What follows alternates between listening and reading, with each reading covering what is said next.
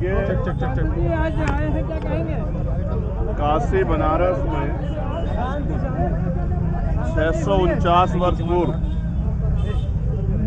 एक ऐसा प्रकाश पुंज, जिनको दुनिया में जगत गुरु सतगुरु रविदास जी महाराज के नाम से जाना जाता है, वो पैदा हुए, अवतरित हुए और आज उनका 649वां प्रकाश पर्व पूरे भारत में और दुनिया में उनको मानने वाले लोग मना रहे हैं।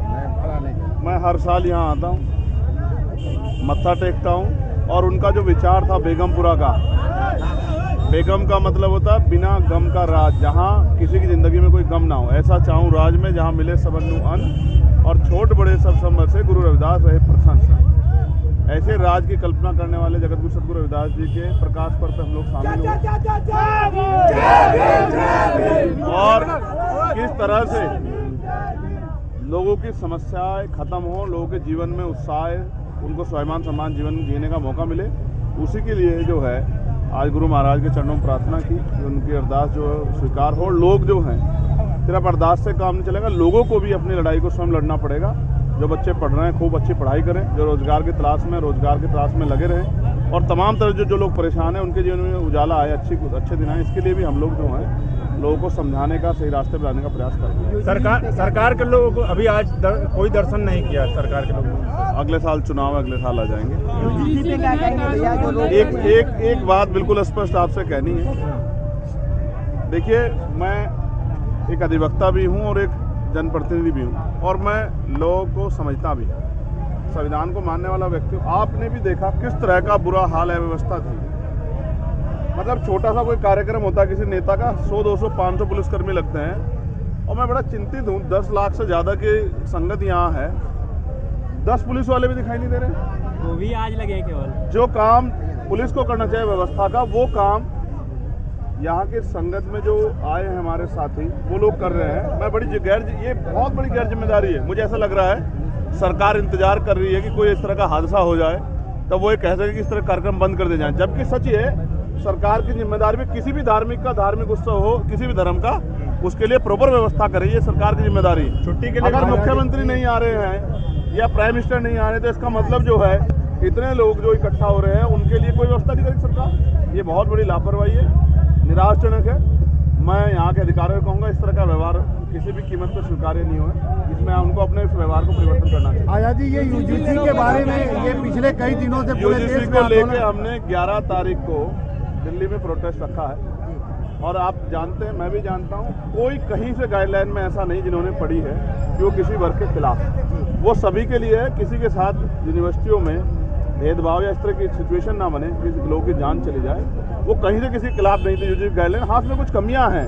कमियां ये है कि उसमें जो जिस तरह की समता समिति बनाई जा रही है, उसमें हेड ऑफ डिपार्टमेंट जो है, समता समिति के अध्यक्ष जिनको बनाया जा रहा है वो वाइस चांसलर है। वाइस चांसलर अगर जो है एक ही विचार के लोग होंगे जिनकी बहुलता था, तो फिर कैसे कहाँ से न्याय हो जाएगा। उसमें मैंने अपनी आपत्ति आज जो है माननीय धर्मेंद्र प्रधान जी को, जो है जो HRD मिनिस्टर, उनको मैंने लेटर भेजा है 4 पन्नों का। उम्मीद है कि वो उसका संज्ञान लेंगे। चंद्रशेखर जी, शंकराचार्य जी हैं यहाँ पे, उन्होंने मुख्यमंत्री को 40 दिन का वक्त दिया है जो गौ माता को राष्ट्रीय माता घोषित करें, अन्यथा उन्हें हिंदू होने का अगर वो ऐलान करते और नहीं करते तो उन्हें हिंदू धर्म से बहिष्कृत। तो ये दो लोगों के बीच की बात, इसमें मैं क्या कह सकता हूँ।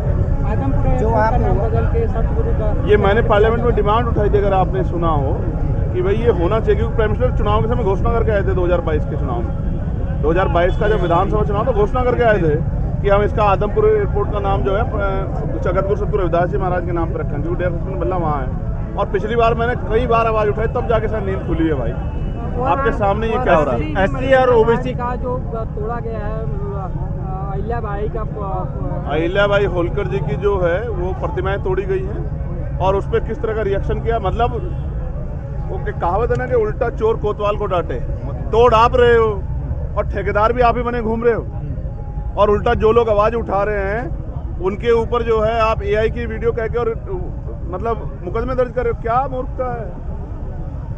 अन्याय के खिलाफ जो आवाज उठेगी वो मुकदमों से नहीं दबती है। अन्याय रोकना चाहिए। मुख्यमंत्री कई, मैं फिर कहूँगा, फेल सरकार है, फेल मुख्यमंत्री, कुछ कहना नहीं। 2027 बहुत दूर है। आजाद समाज पार्टी तैयारी देखिए, जन सैलाब देखिए, इनका जोश देखिए, पूरे सिस्टम हिला हुआ था कि किस तरह चंद्रशेखर यहाँ से निकल जाएं। इतना वो ये प्यार जो है, मैं कहाँ से आया हूँ, मुझे तो इन्हीं लोगों ने बना के भेजा है ना, मैं इनका प्रतिनिधि, इन्होंने मुझे भेजा है, मैं इनके लिए आवाज उठाता रहूंगा। तो 2027 में भी जो कुछ तय करना है यही करेंगे। एससी और ओबीसी के लोगों को क्या वो हिंदू नहीं है क्या? वो इसका जवाब तो वो देना जो हिंदू राष्ट्र की बात कर रहे थे, और अब जैसे ही जो है यूजीसी की सिर्फ गाइडलाइन है, हमारे तो बच्चे मर गए, रोहित वेमुला, पायल तड़वी, डेल्टा मेगल, हमारे तो बच्चे जो हैं यूनिवर्सिटियों में जो है संस्थागत हत्या होगी, और एक गाइडलाइन आई है तो सारा भाईचारा खत्म हो गया। जब भी पिछड़ों के पक्ष में कोई भी आता, चाहे मंडल कमीशन हो, चाहे यूजीसी गाइडलाइन हो या कुछ और, जैसे मध्य प्रदेश में 27% के लिए आरक्षण के विरोध, 27% आरक्षण मिले के लिए आंदोलन चल रहा है, तो पता नहीं ये भाईचारा भी टूट जाता है और सच बाहर निकल आता है। वो तो कह रहे हैं किसी का भाई नहीं है। वो तो कह रहे हैं आंकड़े बहुत कम है, 0 पॉइंट में आंकड़े हैं, तो फिर कहाँ ऐसा ये सब कानून? ये मैं फिर आपसे कह रहा हूँ, 118% की वृद्धि जो है वो एजेंसियों ने नोट की है, आपने, मैंने नहीं की है। सच ये है, बिना अगर वृद्धि नहीं होती तो यूजीसी गाइडलाइन काहे को बना? सुप्रीम कोर्ट ने ऑर्डर किया ना कि बनाओ गाइडलाइन, सरकार थोड़े बना रही थी, सुप्रीम कोर्ट ने कहा बनाने के लिए, तो सुप्रीम कोर्ट बेवकूफ समझते हो? कुल मिला के मैं ये बर्दाश्त नहीं करूँगा अगर आप सुप्रीम कोर्ट पे सवाल खड़ा करोगे। कुल मिला के कानून को 19 कैसे देख रहे हैं जो मार्च पास हुआ था? नहीं, बिल्कुल सही है, और कुछ कमियां तो दुरुस्त करनी है जिससे कि प्रोटेक्शन मजबूत हो SC ST OBC को। धन्यवाद।